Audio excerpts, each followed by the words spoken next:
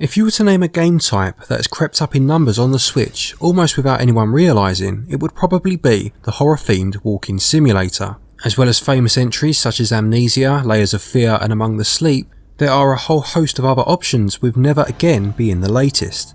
Can it offer anything different to stand out from the crowd? Well, I'm Glenn for SwitchUp, thank you to the developers for the review copy, and now let's find out.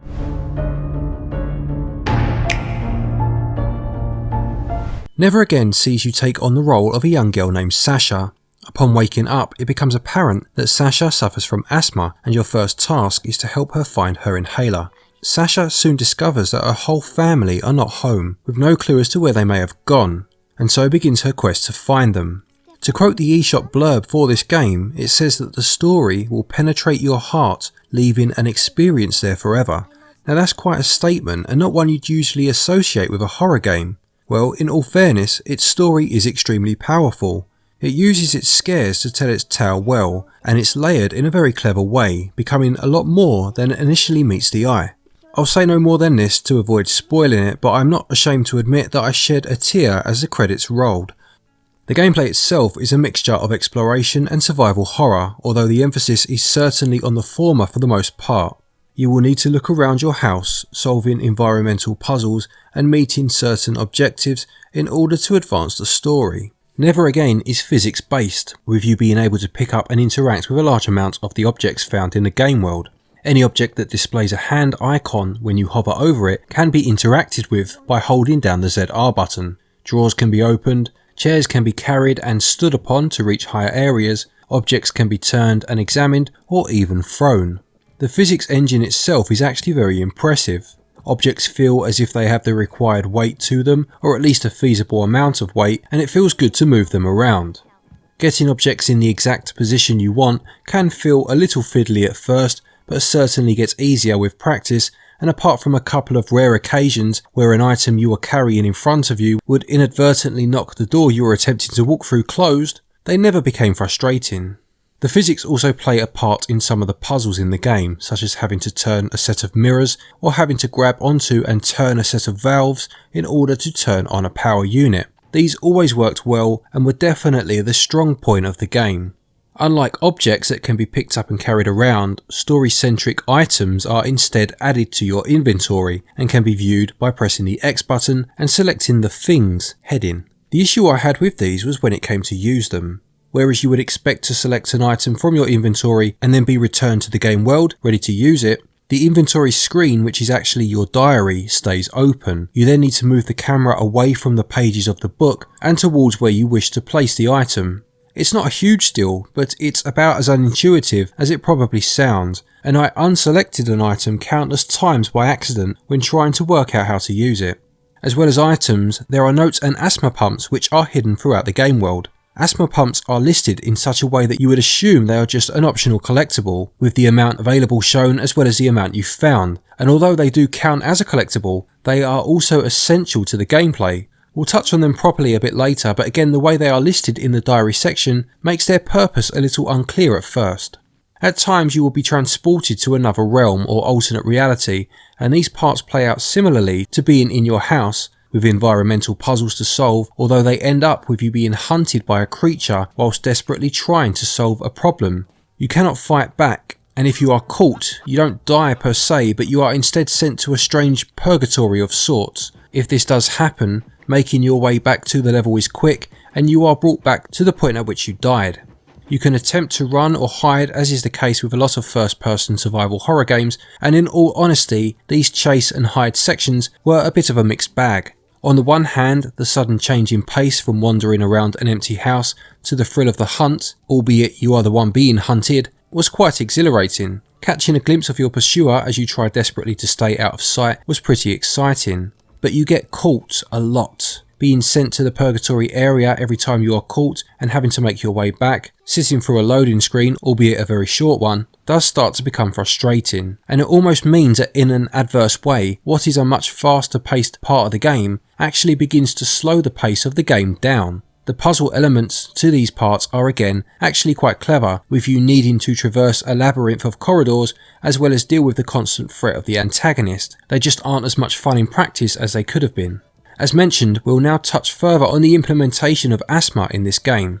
Whenever Sasha becomes too scared, she begins to be affected by asthma. She describes it as feeling suffocated, and the attack will present itself on screen by way of these white lines around the edge. Should you succumb to an asthma attack, you will need to use one of the aforementioned inhalers from your stock to help Sasha's breathing return to a more regular state, and you use one of these by pressing the Y button. Failure to do so will result in you returning to the purgatory area mentioned earlier, and that's why it's important that you seek out the inhalers, despite them appearing to be no more than a collectible at first. In terms of the horror aspect of the game, it's actually handled very well. For about the first half, things are quite standard for this subgenre, with a lot of walking around in the dark, but it soon becomes apparent that rather than rely heavily on an obvious and quite obnoxious jump scare, Never Again goes for a more subtle approach. You'll notice things in the background, see things in the mirror, or hear things in the distance. These things aren't rammed down your throat though, and instead the horror of the situation is allowed to fully shine. There are a few jumpy moments, but they aren't overused at all. Gameplay supports the story very well with clever puzzles and strong physics, but drags a little whenever the game becomes more action based, and scores 16 out of 20. Controls assist the physics engine well, although a cumbersome inventory screen is unfortunate, and they score 14 out of 20. When it comes to the visuals, the main setting of the house is very well constructed, with practically every drawer, lid, hinge and mechanism there to be manipulated. As alluded to earlier, the other dimensions that you enter are appropriately grimy and decadent whilst being just as well constructed, and it's very impressive that the game world is so interactive.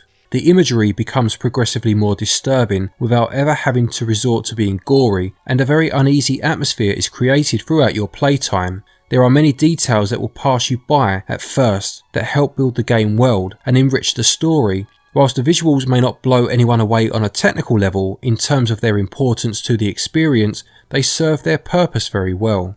I did run into a few moments that felt quite glitchy during my playthrough. There were also a couple of occasions of sudden frame drops, but in all fairness, the frame rate stayed at a quite consistent level for the most part.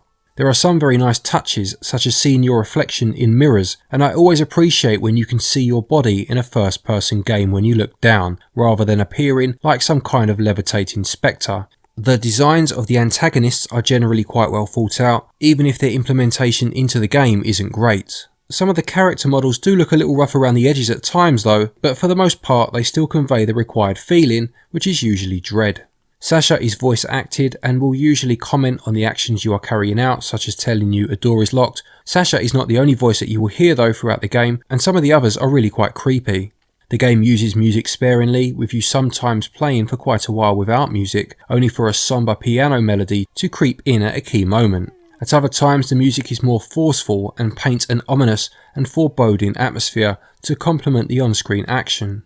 Visuals create a living world with plenty to interact with and help tell the story as much as the words. A few technical shortcomings are evident at times, but the physics impress overall and they score 16 out of 20.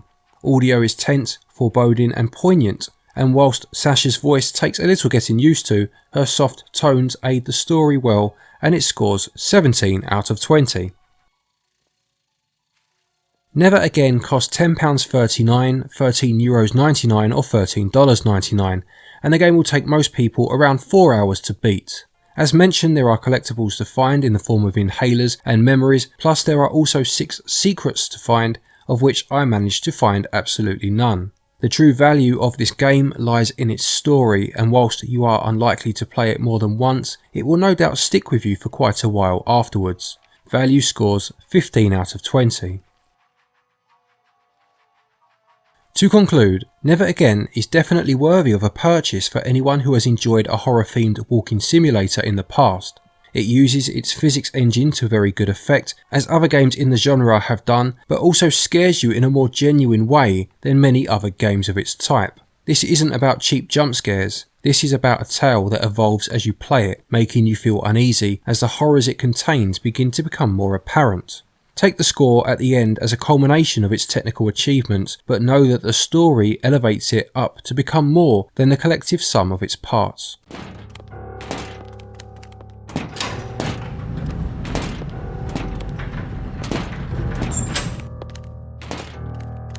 Never Again gets a SwitchUp score of 78%. Thank you everybody for watching this review. I hope you enjoyed it. Please do remember to leave a like if you did, and consider subscribing for all things Switch all the time. A quick thank you to our Patreons, as always, for your continued support. If you would like to join them, the links will be down in the description. And thank you to each and every one of you for watching our videos. Take care, and until next time, happy gaming.